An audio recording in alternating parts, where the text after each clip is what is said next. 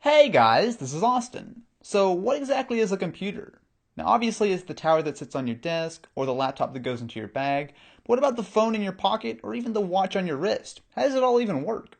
Head back to the 1940s and one of the first computers was the ENIAC, which was based on vacuum tubes with over 17,000 of them weighing 30 tons altogether and taking up as much space as a large house.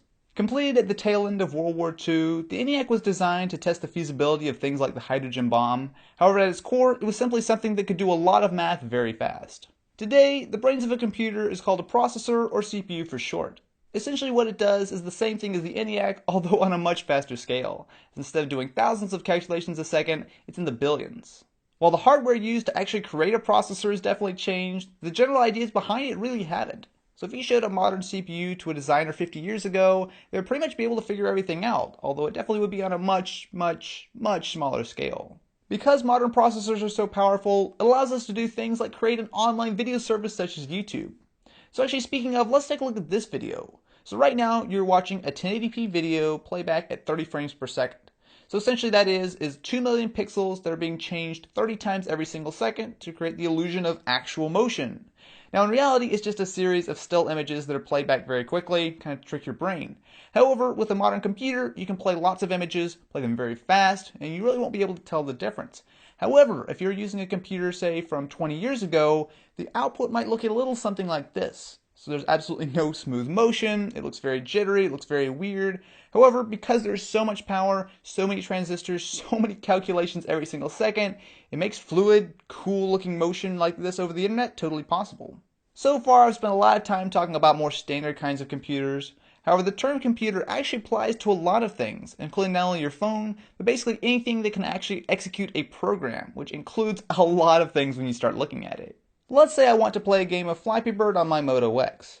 As I play, the system on a chip is lighting up a pair of CPU cores, 4 GPU cores, and 16 billion individual ones and zeros that make up the memory for storing the application.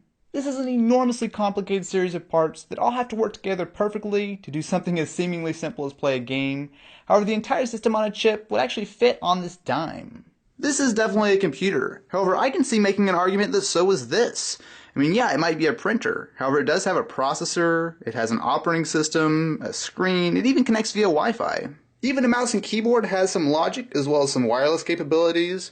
Something as seemingly simple as a hard drive has a full-blown processor that is more powerful than what some of the moon missions had, and even some webcams can actually have some pretty decent horsepower inside that you would never really expect.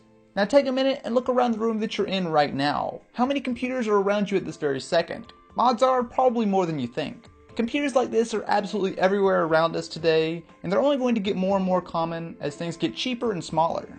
A term you're going to be hearing a lot about soon is the Internet of Things. Things like the Nest thermostat and Hue light bulbs that are smart enough to connect to the internet and report back to your phone are the first step. But before long, devices like these, as well as wearables, are going to be just as much a part of our lives today as phones are.